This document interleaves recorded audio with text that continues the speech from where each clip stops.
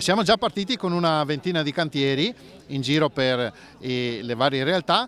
Il ripascimento, quello con la sabbia vero e proprio, verrà fatto sotto la stagione estiva, questo per evitare che una brentana in gennaio o in febbraio vada a danneggiare l'intervento fatto. A un mese e mezzo dal maltempo, l'assessore regionale all'ambiente Giampaolo Bottacin scatta una fotografia al litorale veneto, 100 i chilometri di costa devastati per decine di milioni di euro di danni. Anche qui la partita è politica, soprattutto per quanto concerne il nodo delle concessioni. C'è un'anomalia dal 2015 purtroppo in questo paese, che fino al 2015 la competenza era dello Stato e i soldi li incassava, quelli dei canoni che vengono pagati dagli operatori, li incassava lo Stato. Oggi invece la competenza è passata alla Regione, ma i soldi continua a incassarli lo Stato. Quindi questa è un'autonomia al contrario.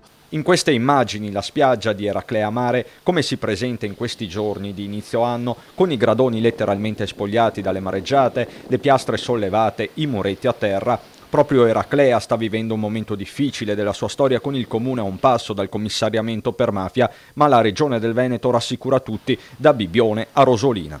Vorrei rassicurare tutti, dagli operatori direttamente interessati ai sindaci e soprattutto ai turisti, che le spiagge nella stagione 2020 saranno tutte come prima, anzi direi meglio di prima. Quindi insomma invito tutti a venire al mare nelle nostre spiagge.